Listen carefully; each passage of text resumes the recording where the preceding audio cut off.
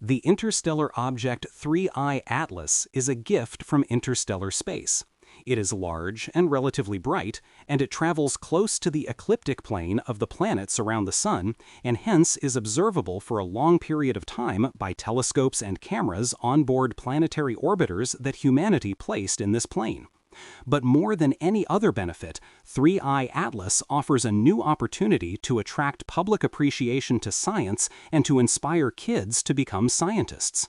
Science offers the privilege of maintaining our childhood curiosity and not pretending to be the adults in the room who know the answers in advance. The opportunity to learn something new from evidence in a blind date with a mysterious interstellar object excites the public. Despite what some influencers claim, the foundation of science is the humility to learn and not the arrogance of expertise. The scientific learning process is an unfolding detective story during which we make mistakes and update our opinions as we gather more evidence. Regarding 3I Atlas, everyone knows that not all space objects are rocks because humanity launched technological equipment to space, and we should humbly assume that other civilizations could have done the same. I was asked by a Reuters reporter today. The European Space Agency told Reuters that your discussion of 3I Atlas as a potential extraterrestrial entity is theoretical in nature. Is that your intention? If not, if your intention is to prove that it is an extraterrestrial entity, could you further clarify? In reply, I explained that in science we are often intrigued by anomalies that are inconsistent with past paradigms. As a result, we bring forward possible theoretical interpretations which motivate the collection of new data. Eventually, we have enough data to rule out all by one interpretation of the anomalies. So far, I listed 10 anomalies displayed by 3I Atlas, as summarized here. They motivated me to propose the possibility that 3I Atlas is an extraterrestrial technological product of another civilization in the Milky Way galaxy. Most stars are billions of years older than the Sun, and it takes less than a billion years for our own Voyager spacecraft to cross the entire Milky Way disk. My hope is that data collected in the coming weeks, especially around December 19, 2025, when 3I Atlas gets closest to Earth, will reveal the true nature of this interstellar object. Let's hope that 3I Atlas will not deliver us unwanted gifts for the holidays. It appears that the public resonates with these sentiments. Below are 3 sample messages out of several hundred that arrived today from all over the world to my inbox. Letter 1.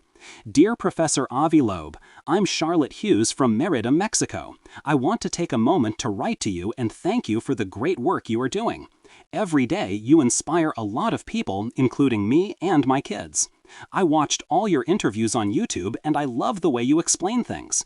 As soon as my son Marco gets home from school, he asks about the latest news from 3I Atlas. He told us he would love a telescope for Christmas. So thank you for being such an inspiration and making us love science and astronomy. Wishing you all the best, Charlotte Hughes. Letter 2. Professor Loeb, my name is Vladimir Sterbukin, a Canada-based engineer and CEO of Ceotech Inc. I'm writing simply to say thank you, especially for your recent work related to 3I Atlas, and to express my support. In a landscape crowded with speculation, amplified by AI-generated noise, your careful, evidence-driven approach stands out as uniquely trustworthy. Your willingness to consider unconventional ideas when the data warrant it resonates with me deeply. I have loved astronomy since childhood. I grew up in Russia and was a top student in astronomy until the subject was removed from our school curriculum. I ultimately built a career in software, electronics, and automation, but the curiosity never left. I follow the work of Alexei Semikhahatov and Vladimir Surdin, and discovering your writing and interviews brought back the same sense of wonder that started it all. I see people writing you letters of gratitude, and I couldn't hold myself back either.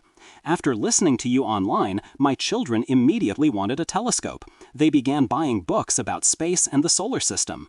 Instead of music in the car, they ask to play your interviews and ask whether a new article has come out on Medium. For many years, I tried to capture their attention, and you succeeded with the very first video I showed them. It seems to me that for this alone, it is worth your continuing to do what you do.